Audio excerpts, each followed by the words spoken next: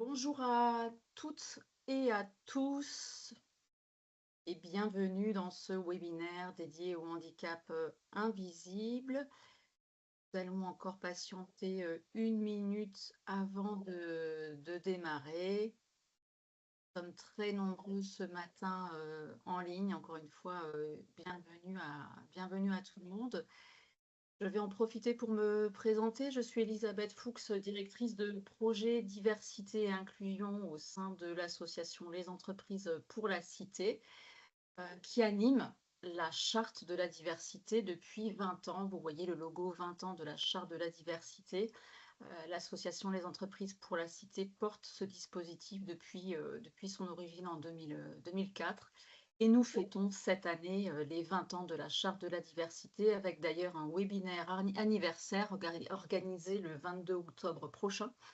Pour celles et ceux qui sont disponibles, alors c'est notamment un webinaire qui sera organisé à l'attention des dirigeants, des managers et des équipes RH pour leur rappeler l'historique de la charte, la programmation à venir et échanger des pratiques entre entreprises. Donc voilà pour la partie 20 ans. Encore une fois, bonjour à toutes et à tous. Nous sommes très nombreux en ligne. Je suis vraiment ravie d'animer ce webinaire. C'est le 4e webinaire cette année dans le cadre de la Charte de la diversité. Le premier webinaire de l'année était consacré aux fondamentaux de la diversité. Vous y avez peut-être participé, ça s'est passé en février 2024. Nous avions encore ensuite un webinaire dédié aux stéréotypes de genre et au sexisme en avril, un autre sur l'apparence physique au courant du mois de juin 2024. Et l'ensemble de ces webinaires sont disponibles en replay, mis à disposition des interlocuteurs de la charte de la diversité. Alors, je vois que quelqu'un ne m'entend pas. J'espère que c'est bon pour les autres. J'espère que les autres personnes entendent. Oui, bon, je vois des pouces qui se lèvent. Parfait, merci beaucoup à vous. Donc, peut-être que la personne qui n'entend pas a un problème de micro. Donc, pour vous dire, effectivement, donc, quatrième webinaire de l'année, des replays sont disponibles, ainsi que des fiches pratiques qui résument l'intégralité des éléments transmis à l'occasion des webinaires. Et ces replays et fiches pratiques sont transmis à vos interlocuteurs charte qui reçoivent tous les mois la newsletter de la charte de la diversité. Donc, vous n'allez pas recevoir vous-même directement le replay du webinaire, ce sont les interlocuteurs charte de la diversité qui les reçoivent via la newsletter de la charte. Donc, à noter, prochaine date, le 22 octobre, 9h45, toujours même créneau, pour fêter les 20 ans. C'est vraiment le jour anniversaire, 20 ans de la charte de la diversité. Encore bienvenue à ceux qui viennent de nous rejoindre. Je vous montre, pour démarrer ce webinaire, un visuel que j'aime beaucoup, avec ce titre, « Un handicap, ça se voit, en êtes-vous sûr ?» Et c'est une photo qui nous avait été réalisée par Caroline Cluzel, une collaboratrice de la SNCF dans le cadre d'un concours photo réalisé par les Entreprises pour la Cité il y a déjà quelques années. Et ça permet de déconstruire déjà pas mal de choses. Vous voyez là 2 jeunes femmes, l'une d'entre elles est handicapée, on ne sait pas laquelle, et c'est vraiment la thématique du jour, le handicap invisible. En fait, on n'en sait rien, on ne sait pas. On va voir tout à l'heure statistiquement le nombre de personnes concernées, c'est très important. Nous sommes tous concernés par le sujet, on va le voir. Et cette image déconstruit assez bien l'un des premiers stéréotypes qu'on peut avoir, c'est le handicap lourd, le fauteuil roulant une grande difficulté à s'intégrer dans le monde de l'entreprise. Voilà, vous avez là 2 jeunes femmes, les 2 travaillent, l'une d'entre elles a un handicap, pas l'autre. Manifestement, elles s'entendent bien. Voilà, déconstruction d'un premier stéréotype. Alors, au programme ce matin, donc nous sommes ensemble jusqu'à 9h45. On va parler de handicap visible et invisible, quand on parle d'invisible, on va parler de visible aussi. Les principaux chiffres clés pour se rappeler de quoi on parle. On va parler des familles de handicap également, des handicaps invisibles et de leur représentation, je vous parlais de stéréotypes, quelles sont les représentations qu'on peut avoir. Également les clés pour favoriser un environnement de travail bienveillant et ouvert à tous les handicaps invisibles et ouvert à tous, on parle d'environnement inclusif. Alors pour aller sur les chiffres clés des handicaps visibles et invisibles, quelques rappels que vous connaissez peut-être déjà, alors notamment les équipes RH ou les référents handicap qui peuvent être connectés, ce matin. Peut-être les collaborateurs connaissent moins ces chiffres. Une personne n'a toujours pas de son. J'espère que c'est bon pour les autres. Je parle un peu plus fort et j'espère que vous allez pouvoir, résoudre votre difficulté. Donc 12 millions de personnes en situation de handicap en France. C'est énorme, hein, quand on pense aux 68 millions aujourd'hui de Français. Ça représente 17% de la population active, donc pardon, de la population française. C'est vraiment très significatif. On le sait, ça va aller, croissant puisqu'il y a une corrélation entre l'âge et le handicap. Donc aujourd'hui, 17% de la population française, est en situation de handicap. C'est un Français sur 6. Vous voyez l'image, hein, la personne en orange, les autres, valides, actuellement valides, et une personne sur 6 en situation de handicap. Lorsqu'on prend le handicap invisible, encore une fois, on est sur des chiffres absolument majeurs. On a 10 millions de personnes en situation de handicap invisible en France, une personne sur 7 et 14% de la population, française est en situation de handicap, invisible, donc en France. Si on prend le nombre d'inscrits, à ce webinaire, vous étiez 1000 personnes inscrites. D'ailleurs, on a atteint le nombre maximum d'inscriptions sur Teams, dans la solution qu'on a actuellement. Ça correspond à 170 personnes inscrites en situation de handicap et 140 personnes inscrites, qui sont en situation de handicap invisible. On a à peu près la moitié des personnes connectées à cette heure. On est à peu près à 85 personnes potentiellement en situation de handicap invisible dans les personnes connectées. Donc c'est absolument majeur et ça nous concerne tous. Donc 80% des handicaps sont invisibles. Le fauteuil roulant, le fameux logo qu'on voit partout et qui du coup génère des stéréotypes. Le fauteuil roulant ne représente que 2% des handicaps. 85% aussi des handicaps surviennent au cours de la vie. Alors ça, souvent, ça surprend, les personnes, qu'on a l'habitude de former, hein, dans le cadre des formations, réalisées par les entreprises pour la cité. 85% des handicaps surviennent au cours de la vie. Généralement, ça va être généré par une maladie invalidante. 45% des handicaps sont liés à une maladie invalidante et un tiers des handicaps sont consécutifs à un accident de la vie. Tous les handicaps ne sont pas permanents. En fait, on peut être en situation de handicap à un instant donné, par rapport à un accident, par exemple, accident de voiture, et cetera. Et on peut récupérer, toute sa être valide ensuite. Donc on n'est pas forcément, face à des handicaps tous graves ou tous permanents. Mais à savoir, une personne sur 2, 50% de la population sera confrontée à une situation de handicap de manière ponctuelle ou définitive. Il faut avoir en tête, là, dans ces chiffres qui semblent très importants, aussi le sujet, par exemple, des handicaps psychiques. On va voir après les familles de handicap, et typiquement des dépressions, auxquelles on ne pense pas forcément lorsqu'on pense à handicap. Et pour ceux qui connaissent un peu le sujet, on sait que 20% de la population peut connaître un épisode dépressif au cours de sa vie. Du coup, forcément, ça va faire monter les chiffres. Donc encore une fois, c'est pas forcément permanent, mais ça peut nous concerner tous. Ça peut nous concerner par rapport à des épisodes de nos vies, à des accidents de la vie, et cetera. Donc c'est des chiffres à connaître et ça permet aussi de se dire: «Ben, on est tous concernés et c'est pas les autres et moi, les personnes, qui peuvent être plus lentes», hein, ces stéréotypes, et nous, les personnes plus rapides, et cetera. C'est vraiment, nous tous.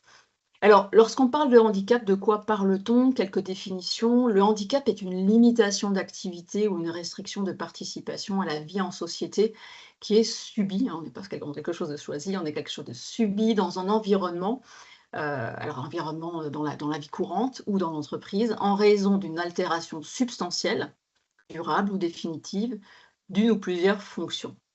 La loi de 2005, précisait les différentes fonctions. Ce sont les fonctions physiques, on parle là de handicap moteur, sensoriel, alors dans le sensoriel, on a l'auditif et on a le visuel, mental, cognitive ou psychique. On parle aussi de polyhandicap avec des personnes qui peuvent avoir plusieurs handicaps qui s'additionnent et on parle de troubles de santé invalidants. Alors, là, de maladies, invalidantes et ça nous rappelle aussi les familles de handicap qu'on verra tout à l'heure. Souvent, on parle de 5, 6, parfois 7 familles de handicap, j'irai détailler jusqu'à 7, et ça reprend finalement ces différentes fonctions inscrites dans la loi.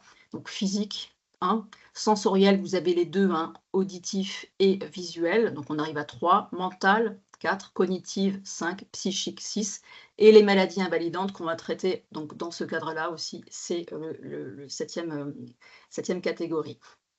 Les travailleurs handicapés, ce sont toutes personnes dont les possibilités d'obtenir ou de conserver un emploi sont réduites par suite d'altérations d'une ou plusieurs fonctions physiques. On retrouve les fonctions, hein, physiques, sensorielles, mentales ou psychiques. C'est inscrit dans le code du travail, article 5213 du code du travail.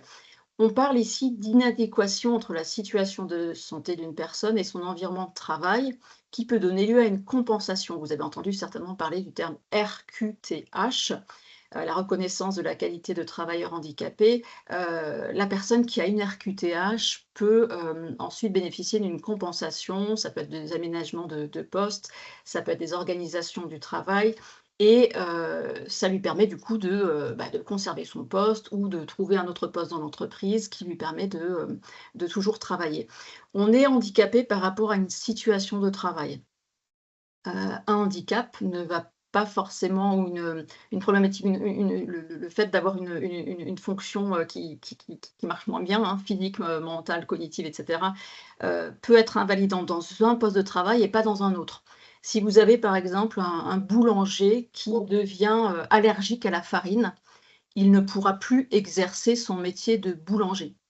Il pourra en revanche exercer une autre fonction, peut-être de commercial ou d'autre chose. Pareil, si vous avez un maître nageur, qui devient allergique au chlore, il ne pourra plus, exercer son métier, en piscine. En revanche, il pourra exercer un autre métier dans un autre contexte. Donc c'est un handicap par rapport à une situation de travail, donc il limite une activité, mais cette personne peut tout à fait exercer un autre emploi dans un autre contexte. Et ça, c'est important de l'avoir en tête. Sur la RQTH, quelques rappels également pour ceux qui ne connaissent pas le terme ou le dispositif. Donc, c'est la reconnaissance de la qualité de travailleur handicapé, attribuée par la Maison départementale des personnes handicapées, les MDPH. Vous en avez une par département. La RQTH est attribuée pour une durée de 1 à 5 ans renouvelable. Le renouvellement n'est pas forcément automatique, il peut se faire à la demande du bénéficiaire. Les personnes qui peuvent bénéficier de la RQTH, ce sont, des personnes âgées d'au moins 16 ans, 15 ans lorsqu'elles sont en apprentissage, indépendamment de leur statut, qu'ils soient fonctionnaires, salariés, demandeurs, d'emploi, et donc ça donne accès à des droits et à des avantages et ça protège les personnes contre le risque de déclaration d'inaptitude. On a évoqué tout à l'heure la question des compensations. Donc démarche importante à connaître. Vous allez sans doute entendre un certain nombre de choses aujourd'hui dans le webinaire et peut-être que vous vous direz à l'issue du webinaire: «Tiens, j'ai peut-être un handicap et peut-être que j'aurais besoin d'être aidée et peut-être que je pourrais me rapprocher de mon responsable RH ou d'un référent handicap pour, voir de quoi il en retourne, et savoir comment faire». Alors toujours sur les chiffres clés, on a parlé tout à l'heure de 12 millions de personnes en situation de handicap en France au global, et là vous avez, les chiffres qui concernent la RQTH. Vous avez 3 millions de personnes aujourd'hui, 3 068 000 précisément, qui ont fait la démarche, hein, donc reconnues, handicapées, bénéficiant de la RQTH. C'est 7,5 de la population d'âge active, donc de personnes entre 15 et 65 ans. C'est un chiffre en hausse, c'est assez naturel. On parlait aussi de la hausse prévisible des personnes en situation de handicap, puisqu'il y a une corrélation entre l'âge et le handicap. On dit souvent, c'est comme un moteur d'une voiture, plus vous utilisez votre voiture, plus le moteur, va, peut-être s'encrasser, devoir être entretenu, et ben, nous, c'est pareil, les humains, plus on avance en âge, plus on a un risque de rencontrer une situation de handicap à un moment donné. Donc ce chiffre de personnes en situation de handicap augmente et évidemment le chiffre aussi de personnes, RQTH augmente. Alors à la fois par la communication, parce qu'on en parle davantage, c'est plus connu, et aussi donc pour ses effets démographiques.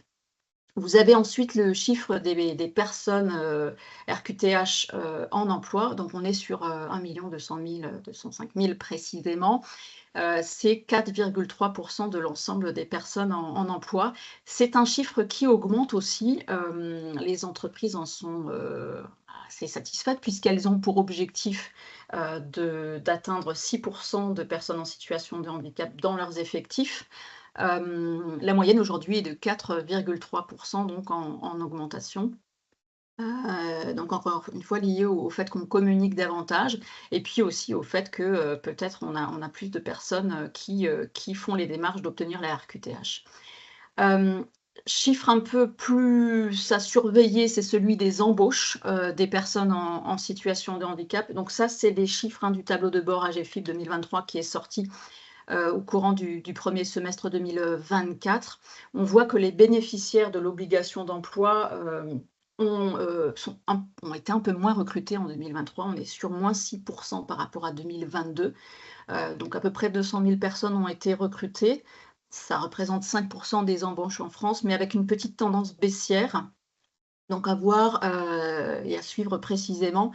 Est-ce que les entreprises ont trouvé ça plus difficile ou est-ce que, on recrute moins et donc les personnes, en situation de handicap en pâtissent, les premiers.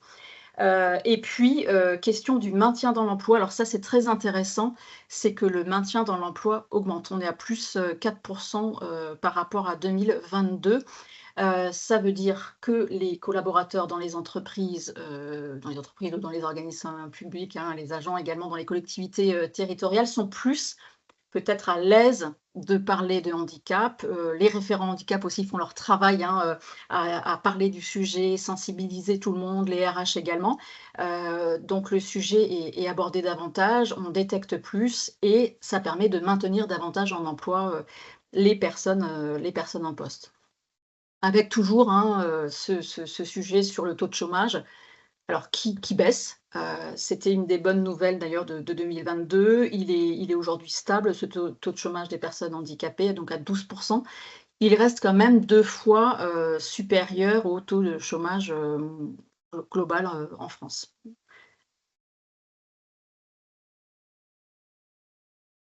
Alors qui sont les bénéficiaires de l'obligation d'emploi, en France? Ce sont un peu plus des femmes que des hommes, hein, 51. 33 d'entre elles travaillent à temps partiel, 11 de cadres et 50 ont 50 ans et plus. Donc cette corrélation aussi avec l'âge qu'on a, déjà, évoqué. Alors, lorsqu'on parle de handicap, il s'agit de comprendre un petit peu les finesses des handicaps. Il n'y a pas un seul handicap, mais il y a des handicaps. Vous avez d'ailleurs noté que le titre du webinaire était bien «Les handicaps invisibles», comme on pourrait parler des handicaps avec un S. Je vous lisais tout à l'heure le texte de la loi de 2005. Vous avez ici les différents visuels que vous connaissez, peut-être. Alors peut-être que vous les connaissez tous si vous êtes, RH de métier. Peut-être que vous en découvrez certains si vous êtes, collaborateur.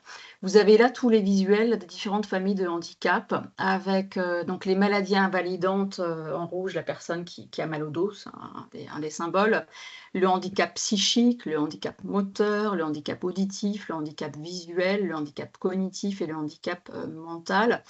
Donc on parle souvent de 6 familles. Moi, je vais aller jusqu'à 7 puisqu'on parlait aussi, hein, dans la loi de maladies invalidantes, donc on les intègre également dans ces familles et c'est d'autant plus important d'ailleurs qu'en termes de proportion, ce sont les maladies invalidantes qui, représentent, le plus de handicaps puisqu'on est sur, 45 des handicaps représentés par les maladies invalidantes.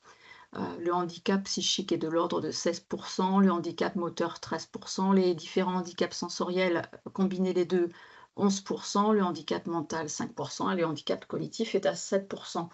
Hem, Lorsqu'on parle de maladies invalidantes, donc c'est toute une série de maladies qui peuvent, surgir au cours de la vie. Vous avez là sur le transparent des exemples. Ça peut être des allergies, je vous parlais tout à l'heure du boulanger, qui devient allergique à la farine, voilà, là, lui, il ne pourra plus exercer, dans sa boulangerie. Vous pouvez avoir aussi du diabète, qui est observé assez fréquemment, des situations d'épilepsie, du cancer, le VIH, la sclérose en plaques, toute une série de maladies invalidantes qui vont, dégrader certaines fonctions et générer des handicaps par rapport à des situations de travail.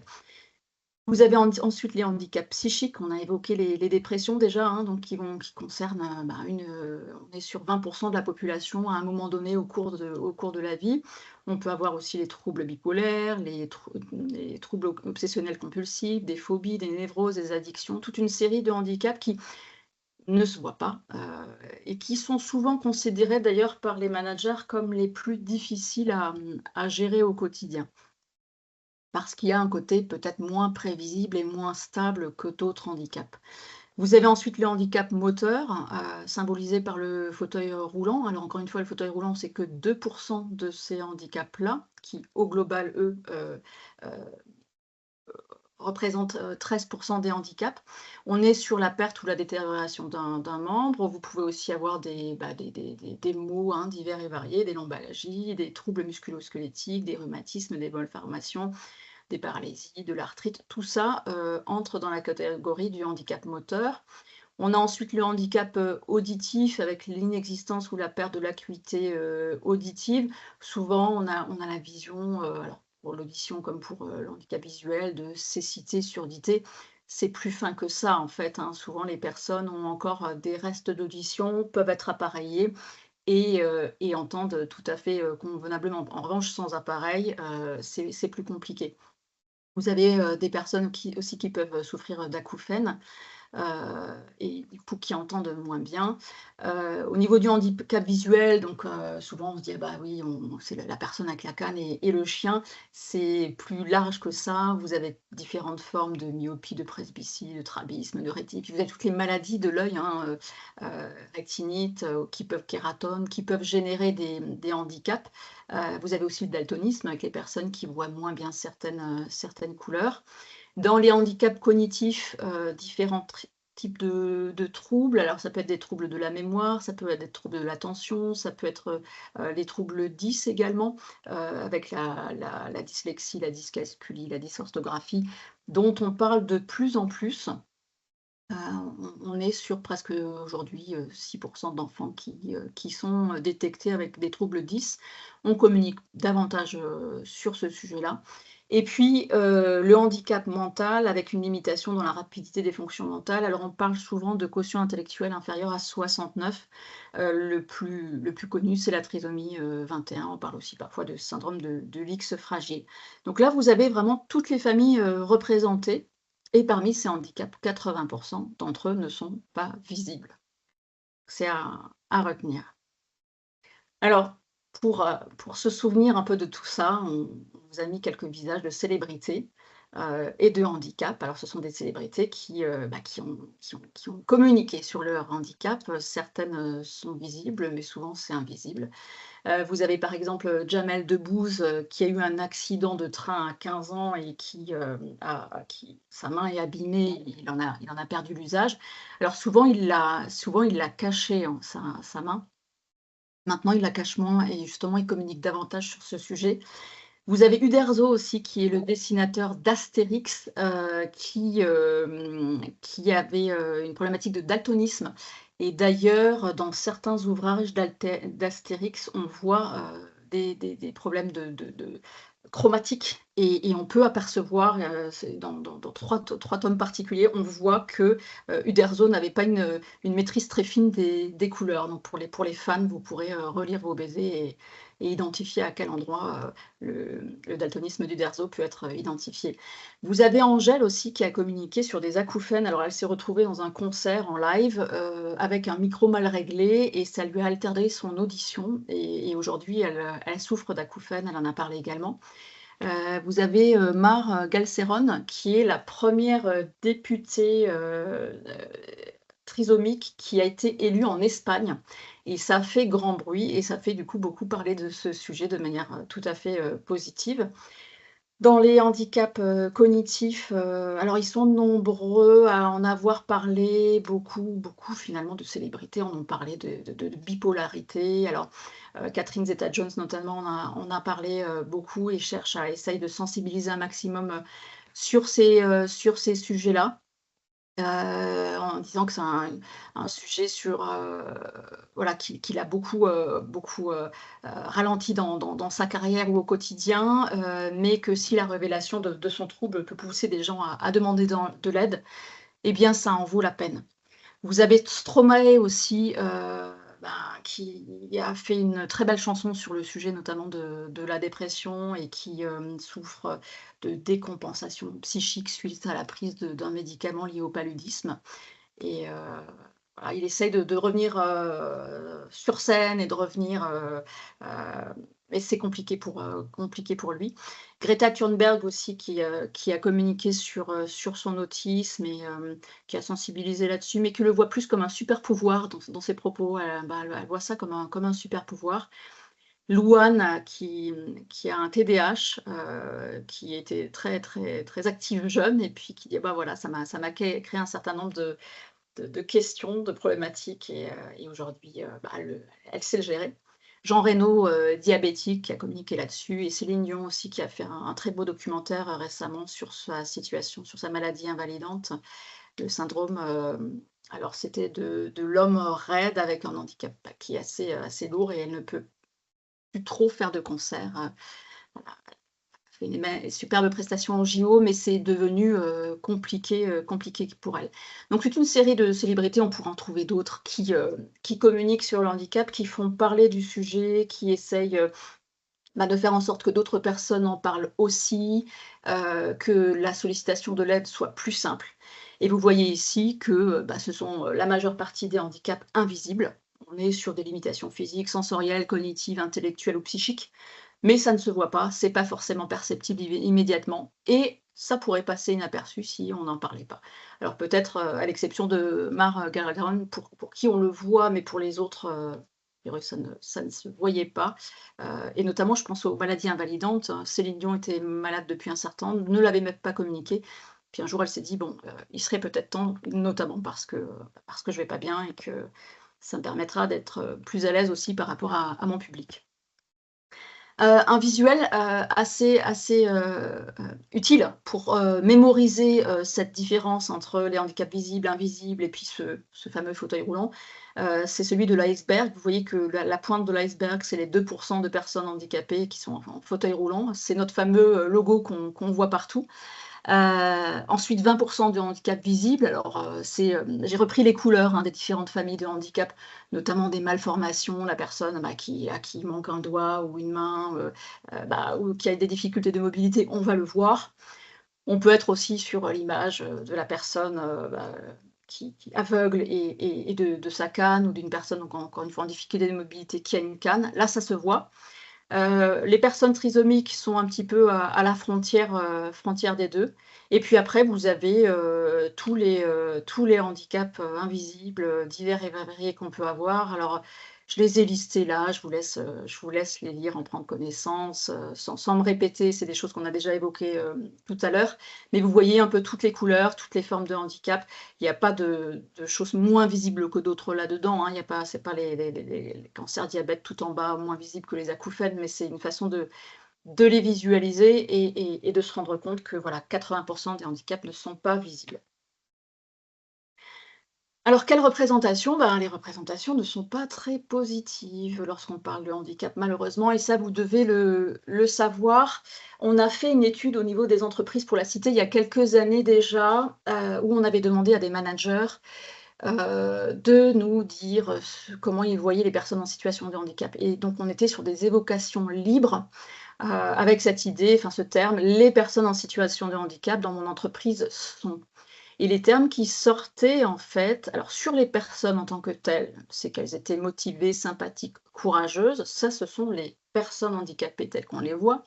Mais si, ou lorsqu'on posait la question de manière un peu plus approfondie aux managers sur ces personnes-là qui étaient perçues comme sympathiques, courageuses et motivées en situation de travail, eh bien, on était sur des stéréotypes bien moins positifs. Elles étaient perçues comme moins performantes, plus lentes et plus fragiles.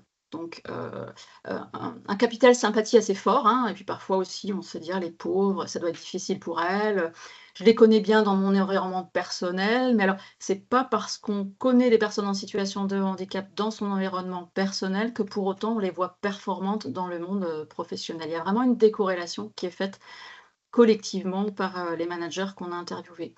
Alors, c'est intéressant de mettre ça en regard d'une autre étude qu'on avait menée avec Goodwill Management, il y a quelques années aussi, et qui montrait que, les personnes en situation de handicap, n'avaient pas de différence d'aptitude dans leur poste de travail par rapport à des personnes qui n'étaient pas en situation de handicap. Sous réserve que les postes soient bien adaptés. En fait, c'était vraiment le point important, c'est, hem, que, qu'il y ait une corrélation entre la typologie du handicap et le poste, occupé et qu'il y ait un suivi. Je pense notamment aux maladies invalidantes. On peut tout à fait être en situation de handicap à un poste où ça se passe très bien. Si la situation évolue, il faut aussi penser à l'évolution et discuter et communiquer, fréquemment. Donc il y a pas voilà, il y a pas de corrélation entre handicap, lenteur, moindre performance. Au contraire, hein, l'étude qu'on a menée avec Goodwill Management montrait que, sur un poste correspondant au type de handicap, la performance était équivalente. Une autre étude intéressante à connaître, c'est celle de l'AGFIP, la toute récente de 2023 sur, la perception du handicap, par les salariés et le grand public. Lorsqu'on pose la question: «Pour une entreprise, diriez-vous que l'embauche des personnes en situation de handicap est quelque chose de facile ou difficile?» Vous voyez que tout le monde trouve ça compliqué. En fait, vous avez les recruteurs qui sont tout à fait à droite, les salariés, le grand public et les personnes en situation de handicap. Ils sont à peu près tous à 2 tiers à dire que c'est difficile. Difficile, c'est le rouge. Alors c'est très difficile quand c'est très rouge, c'est difficile quand c'est rouge et ensuite vous avez les bleus qui sont, perçus comme faciles et très faciles et vous voyez que, bah, les 2 tiers des répondants perçoivent le handicap, l'embauche de personnes en situation de handicap comme quelque chose de difficile. Alors pourquoi? Eh bien tout simplement par méconnaissance du sujet essentiellement.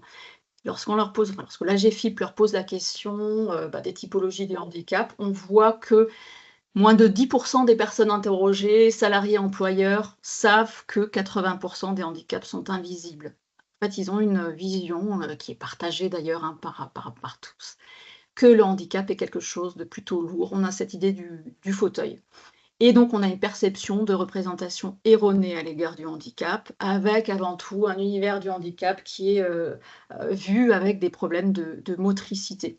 En évocation libre, lorsqu'on demande, donc que ce soit au grand public ou que ce soit aux salariés d'entreprise, à quoi ils pensent lorsqu'ils pensent au handicap, on se retrouve avec des terminologies qui sont exactement les mêmes que celles qu'on avait lorsqu'on avait interviewé, nous, il y a quelques années, les managers des entreprises, membres des entreprises pour la cité.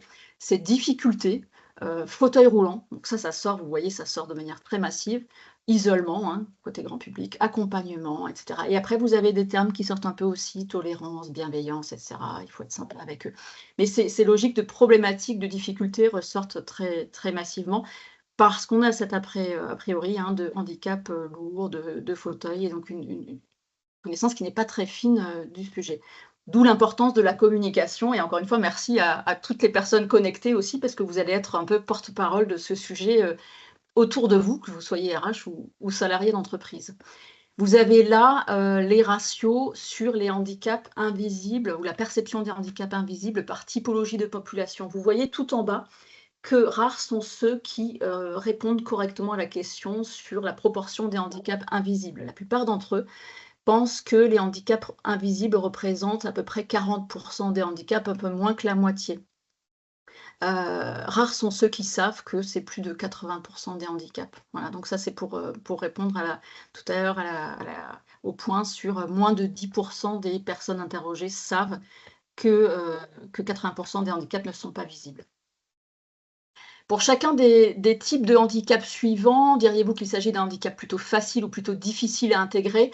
On voit que le handicap le plus, perçu comme le plus facile à intégrer, c'est le handicap auditif. On a ensuite les maladies invalidantes qui vont arriver, les handicaps moteurs, moteurs parce que les personnes vont assez vite comprendre, OK, bon, bah, la personne, s'il lui manque un doigt, OK, si elle est en fauteuil roulant ou si elle a une problématique de déplacement, bon, heu, on comprend assez simplement, et vous voyez de la façon dont les handicaps sont de plus en plus difficilement perçus et notamment, c'est intéressant de voir le handicap psychique assez bas, perçu comme difficile, à intégrer dans l'entreprise, notamment parce qu'on ne connaît pas et notamment parce qu'il y a un côté, on ne sait pas, c'est peut-être un jour ils sont bien, un jour ils sont moins bien et cetera. C'est quasiment aussi, au même niveau que le handicap mental et que les polyhandicaps ou multihandicaps. L'étude est bien sûr, hein, disponible en ligne. Quelles sont les difficultés que rencontrent les personnes en situation de handicap en entreprise? Alors plusieurs réponses possibles et là on revoit les questions d'accessibilité. Encore une fois, les, recruteurs qui ne connaissent pas trop le sujet ou le grand public ou, les salariés, vont se dire: «Ça va être compliqué, on n'est pas accessible, est-ce que comment les personnes vont se rendre au travail? On est au deuxième étage, il y a pas d'ascenseur».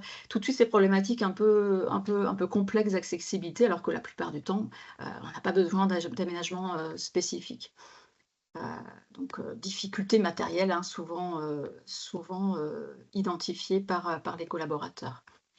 Et en fait, ce qu'on observe, encore une fois avec cette étude de l'AGFIP, c'est que, lorsque les collègues sont en contact avec une personne en situation de handicap, leur regard va changer positivement. 77 des salariés estiment que l'intégration d'un salarié handicapé est l'occasion de mettre en place de nouvelles façons de faire. Finalement, c'est positif pour tout le monde.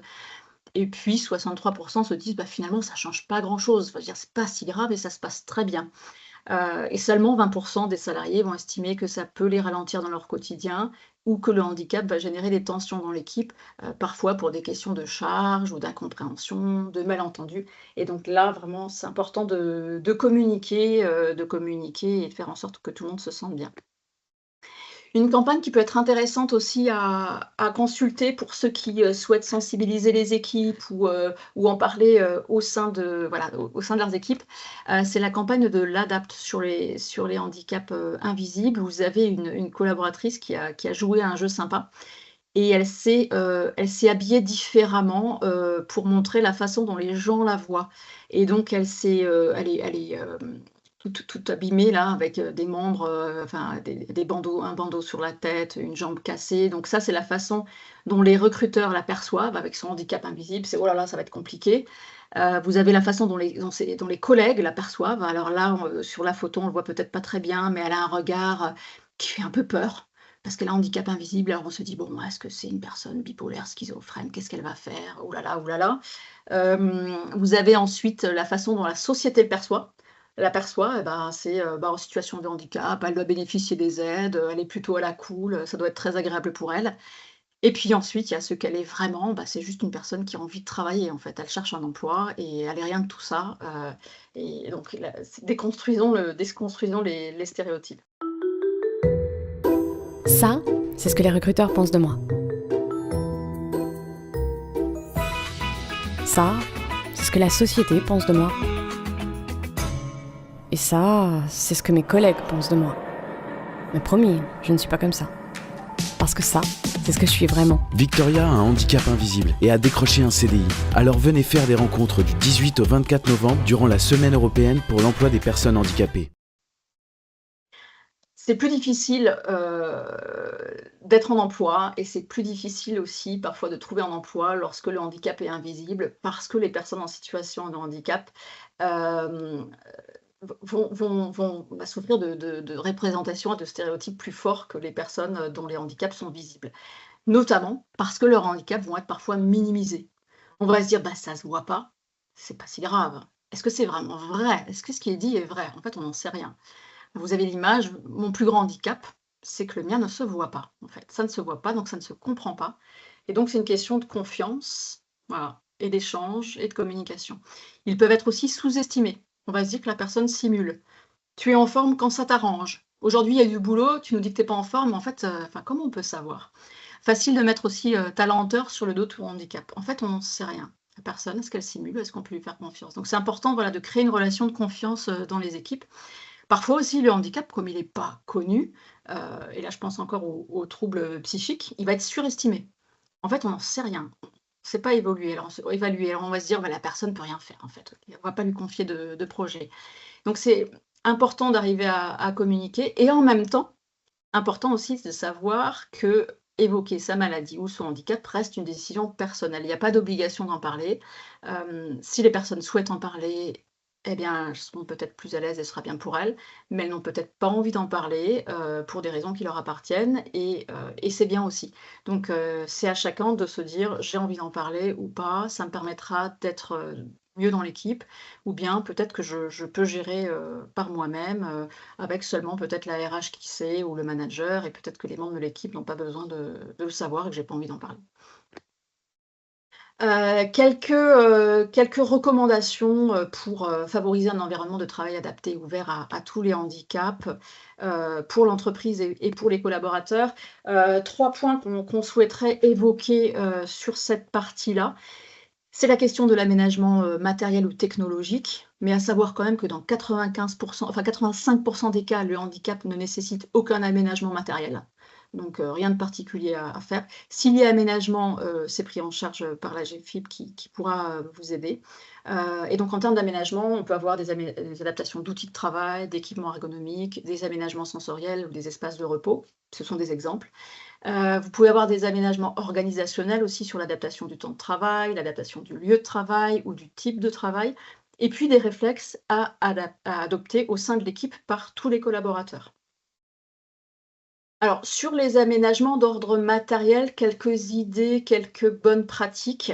Donc on en a évoqué 4 sur le slide précédent. On a les outils de travail, on a les aménagements sensoriels, les équipements ergonomiques et les espaces de repos. On a remis les petits logos correspondant à chaque maladie. Vous verrez là que Angèle, Uderzo et Einstein, parce qu'Einstein avait un trouble 10, vous remercieront. Alors Angèle, hein, pour, une boucle magnétique, si vous mettez des boucles magnétiques dans les salles de réunion, ça permettra aux personnes équipées, par, du coup, les ondes, électromagnétiques de mieux comprendre ce qui se dit. Vous pouvez aussi, réfléchir à la mise en place d'applications de transcription simultanée, des échanges. Alors ça se fait beaucoup maintenant, lors des événements avec des personnes qui parlent devant en tribune et puis des sous-titres qui s'intègrent directement, sur les transparents et c'est bien pratique. Et on a de plus en plus d'outils, de logiciels qui le font automatiquement.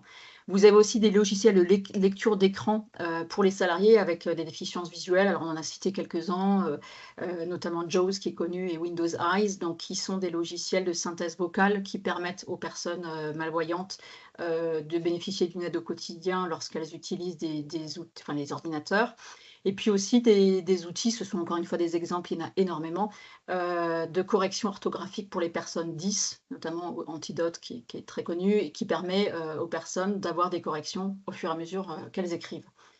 Également, des aménagements sensoriels peuvent être mis en place, notamment pour réduire la pollution visuelle et sonore. C'est intéressant pour tout le monde en fait, tout le monde en bénéficie, qu'on soit en situation de handicap ou pas. On a de plus en plus d'environnements en open space, un peu compliqués parfois à vivre et donc ben, il faut aussi penser à tout le monde, installer des protections, contre les lumières fortes ou les bruits pour des personnes qui peuvent avoir, des troubles visuels, qui supportent pas, les néons, les lumières trop fortes, qui peuvent avoir des problèmes d'hyperacousie ou de l'autisme ou de certaines formes d'épilepsie. On a l'exemple de Casino qui est très intéressant. Tous les mardis après-midi, leurs magasins sont ouverts pour les personnes autistes avec, pas de musique et des lumières moins fortes. Et donc ça, c'est l'initiative nationale qui a été, déployée partout, avec cette prise de conscience, ben, que, certaines personnes ont peut-être moins pas envie d'écouter de la musique en faisant leurs courses et que peut-être les lumières n'ont pas besoin d'être aussi fortes. Et redistribution aussi de l'espace de travail, voilà, pour qu'il y ait des îlots et des endroits où on puisse un petit peu, avoir, une ambiance plus tamisée, plus agréable pour pouvoir un peu souffler. Équipement ergonomique aussi, on a déjà un peu évoqué le sujet, notamment pour les personnes souffrant de TMS ou pour des douleurs, dorsales chroniques, ça peut être des fauteuils adaptés, des souris verticales pour des personnes qui ont des symptômes du canal carpien ou des claviers adaptés, voilà, à des problématiques de TMS et des espaces de repos, vous pouvez l'appeler, espace, Jean Reno et il vous remerciera. Où les gens vous diront: «Mais pourquoi?» Eh parce qu'il y a un diabète, maladie invalidante, pour se reposer, donc dans des salles où les personnes qui peuvent avoir des maladies invalidantes pourront faire leur pause et il se trouvera que certainement tout le monde viendra en bénéficier et que ça permettra peut-être aussi de parler du sujet, donc c'est bénéfique pour tout le monde. Aménagement organisationnel également, alors, donc là, sans coût spécifique, hein, c'est, adaptation du temps de travail, ça peut être adapter les horaires, Pour des personnes qui ont besoin de pauses plus nombreuses, ça peut être des personnes diabétiques qui ont besoin de faire une piqûre à un moment donné, bon, bah, qu'elles puissent y aller, par exemple, une personne qui est sur un centre d'appel, qu'elle puisse à un moment donné se lever et aller faire la piqûre si c'est nécessaire. Horaire flexible aussi pour les personnes souffrant de fatigue chronique, qui puissent parfois, bah, démarrer un peu plus tard, finir un peu plus tard, si ça correspond à des temps de forme pour eux. Et puis, il y a des jours de congés supplémentaires aussi pour les rendez-vous, médicaux, bah, qui sont des jours, en fait, légaux à partir du moment où la RQTH est donnée, ça fait partie des éléments de compensation et donc qui permettent d'adapter le temps de travail, pour des personnes qui ont besoin d'aller un peu plus, fréquemment, à l'hôpital.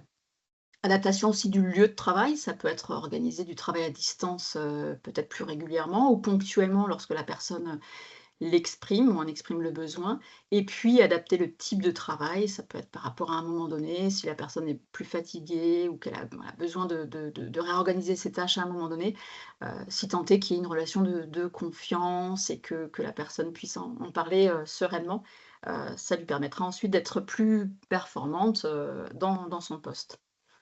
S'il y a une lourdeur du travail, du handicap et que vous l'observez, que vous dites: «Ah bah, ça va vraiment pas du tout», sachez-le, vous pouvez également, bénéficier d'aides financières de l'AGEFIP jusqu'à, alors c'est de 550 à 1 095 SMIC horaires par an, donc une compensation de 6 000 à 12 000 € par an si d'aventure la personne, avait à un moment donné un défaut de productivité, que la lourdeur était envisagée. Donc on est sur une démarche de RLH auprès de la DGFiP pour bénéficier d'une aide si le contexte, s'y prête. Dernier point pour finir, les réflexes à adopter par tous les collaborateurs. On a parlé tout à l'heure des collaborateurs qui, plus ils connaissent le handicap, bah, plus, leur vision en sera positive. Quelques réflexes à adopter, en termes de handicap, visuel, bah, ne pas changer les objets de place, ne pas laisser d'objets traîner sur le passage. Proposer aussi à la personne de lui lire des documents, si ça s'y prête et que beaucoup de choses, écrites sont produites. C'est souvent le cas en entreprise, lui dire: «Voilà, est-ce que tu as vu cette note? Bah, tiens, je vais t'en passer les points essentiels», ça permet de gagner du temps. Sur le handicap auditif, pensez à bien articuler et faire des phrases courtes. Alors là, je suis peut-être pas très performante en la matière ce matin. Je parle peut-être un peu trop vite. Il y a des phrases un peu trop longues, mais voilà, pensez à ça si vous avez dans l'équipe, des personnes qui ont des handicaps, auditifs. Pensez aussi au micro et aux boucles magnétiques, au champ de vision, aussi pour que la personne ait le champ de vision le plus large possible et écrivez les messages si c'est nécessaire. Sur les handicaps psychiques, eh bien, l'idée, c'est de mettre la personne en confiance et veiller, à lui exprimer les consignes clairement, laisser les personnes s'exprimer, ne pas se montrer agressif et puis rester calme et détendu et puis lui proposer enfin, qu'elle puisse sentir que, si elle est pas bien, elle puisse, ben, partir et revenir un petit peu plus tard. Donc essayer de voilà, de s'adapter à la situation qu'elle vit au moment où vous échangez, tout en restant calme et qu'elle voit que la porte reste ouverte, que l'échange reste toujours constructif. Sur le handicap mental, s'exprimer de façon claire avec des phrases courtes, n'hésitez pas à reformuler et puis faire répéter la personne pour être sûr qu'elle ait, bien compris. Donc ça fait partie des choses assez simples à mettre en place.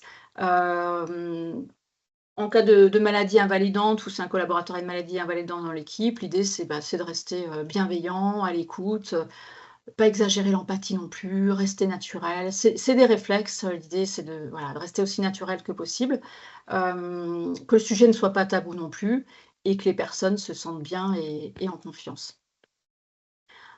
Les personnes atteintes de handicap visible souvent, bénéficient d'une bienveillance plus importante que les personnes qui ont des handicaps pas visibles, parce qu'on comprend mieux le handicap visible que celui qui n'est pas visible. Donc l'enjeu, c'est de rester, naturel, simple, ouvert au dialogue, de ne pas porter de jugement et puis de questionner la personne sur ses besoins et pas sur son type de handicap, puisqu'elle n'est pas censée, exprimer ou dire ce qu'elle a. En tout cas, elle n'est pas obligée de le faire. On arrive à la fin de la séquence. Alors on a un petit film qui a été fait par les entreprises pour la cité sur, le handicap invisible. Je vous le présente là. On vous le mettra également sur, la fiche pratique pour que vous puissiez le revisualiser.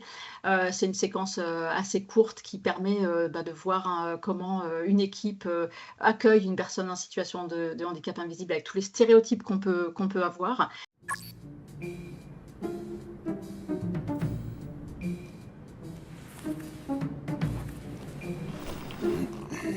Elle est censée arriver à quelle heure, la nouvelle? D'après toi, c'est quoi son handicap?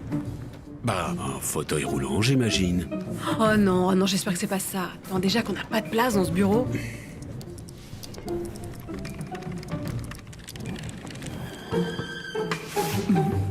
Ouf, l'handicap moteur, c'est que 16% des cas. Moins que les maladies psychiques. Tu vas voir qu'ils vont nous coller une psychotique. T'imagines l'horreur? Si on la contrarie, oh!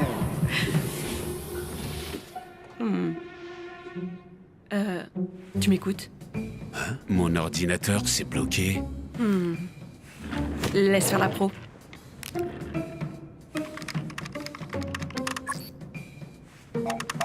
Jamais vu un truc pareil.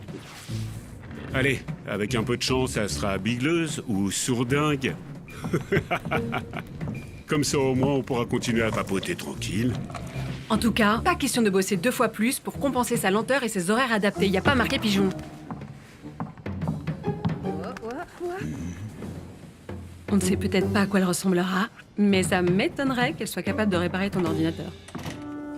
Bonjour, c'est bien ici la compta? Sophie, enchantée. Yann et Nina, Oh, bienvenue. merci. C'était super lourd.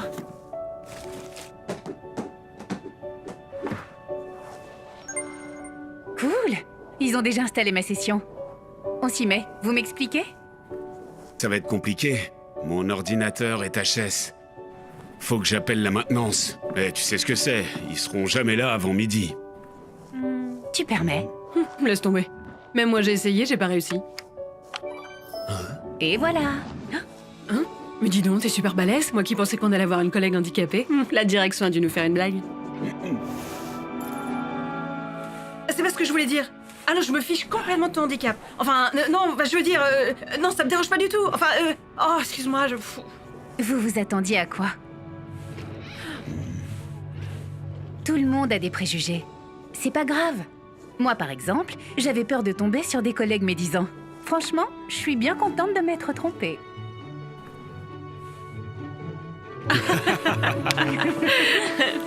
Je crois qu'on a tous besoin d'un petit café. C'est ma tournée.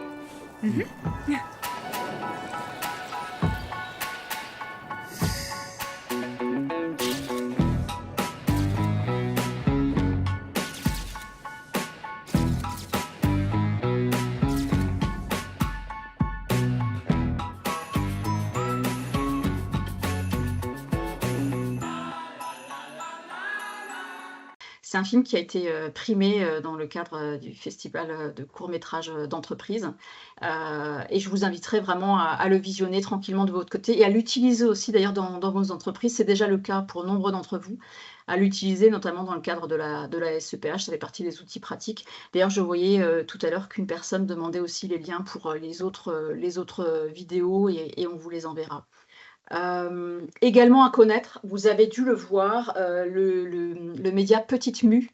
Petite Mue qui communique de plus en plus sur les handicaps invisibles. Ça a démarré sur Instagram avec 2 jeunes femmes concernées directement par le handicap invisible, qui ont fait témoigner toute une série de personnes qui sont atteintes des différents types de handicap qu'on a évoqués et qui parlent de leur quotidien, de leurs difficultés ou pas, ou aussi de dire: «Bah non, mais pour moi, il y a pas de problème, ça se passe très bien», sauf qu'en fait, les gens ne connaissent pas, et cetera. Et l'idée, c'est de démystifier le sujet, de le rendre plus simple, plus naturel. Donc ça a démarré par des témoignages Instagram et puis maintenant, il y a aussi des expositions photos, des bandes dessinées, des interventions en entreprise. Donc ça permet un peu d'enrichir ce sujet qui était, longtemps resté, un peu, de côté, pas toujours traité. En conclusion, on retiendra donc que 80% des handicaps ne sont pas visibles, qu'on est tous concernés, donc 10 millions de personnes concernées en France, c'est beaucoup, donc une corrélation encore une fois avec l'âge. La RQTH reste une démarche volontaire, il n'y a pas d'obligation à la faire. Si vous ne voulez pas le faire, ne le faites pas. Si en revanche vous dites: «Tiens, je pourrais peut-être en bénéficier», pourquoi ne pas poser la question à RH ou au référent handicap de votre entreprise? Souvent une méconnaissance des handicaps par les salariés et les employeurs eux-mêmes. Le handicap est souvent perçu comme plus difficile qu'il ne l'est réellement, donc l'importance de la communication vraiment régulièrement sur ces sujets-là. 85 des handicaps ne nécessitent pas d'aménagement matériel, donc c'est pas tellement compliqué, hein, c'est pas, ces problématiques d'accessibilité auxquelles on pense, tout de suite. Une personne sur 2 concernée au cours de sa vie et puis, en fait, il y a pas de différence d'aptitude entre un travailleur handicapé et les autres salariés. Elle est très faible ou nulle dès lors que le poste est adapté et que la personne est, on a une belle corrélation entre son poste de travail et son handicap. Je voulais finir sur un visuel que j'aime bien. On avait démarré sur un visuel, on finit sur un visuel avec cette question: «Et toi, c'est quoi ton handicap?» C'est une photo qui avait été faite dans le cadre du concours photo, interentreprises, réalisé par les entreprises pour la cité et c'est un collectif de salariés qui nous l'avait envoyé. Et d'ailleurs, ils avaient été, primés pour cette photo avec, des petits chevalets devant, différentes personnes qui sont en équipe. Ce sont des vrais collaborateurs avec des vraies situations. Vous avez une vraie blonde, alors ça c'est la blague, hein, 100 nature. Vous avez ensuite une jeune maman, moins 20 de sommeil, un patron à l'écoute, sourd à 50 c'est des situations réelles, hein. Un fêtard invétéré, 90 concentré, le grand sportif, 90 courbaturé et le travailleur handicapé, 100 motivé. Donc pour vous dire, en fait, on n'est pas toujours non plus à 100 au taquet, tous les jours. On a des situations aussi, personnelles, familiales qui font qu'on est, plus ou moins en forme chaque jour. On est tous différents. L'idée, c'est de se sentir bien et d'être, inclusif à l'écoute de chacun. Donc vraiment, c'est une photo sympa qui permet un peu de remettre le sujet, en contexte. Je vous remercie vraiment toutes et tous pour, votre écoute. Prochain webinaire, donc ce sera le 22 octobre de 9h à 9h45. C'est le webinaire anniversaire de la Charte de la liberté. C'est vraiment le jour J, 20 ans plus tard, hein, 22 octobre, hein, 2024. À noter également dans vos tablettes, je pense notamment aux dirigeants, managers et RH connectés, on fêtera la clôture des 20 ans de la Charte le 13 janvier à l'Olympia. On reviendra vers vous si vous voulez participer au spectacle de l'Olympia le 13 janvier. N'hésitez pas à vous rapprocher de nous. Merci encore à tout le monde. Excellente journée. À bientôt. Au revoir.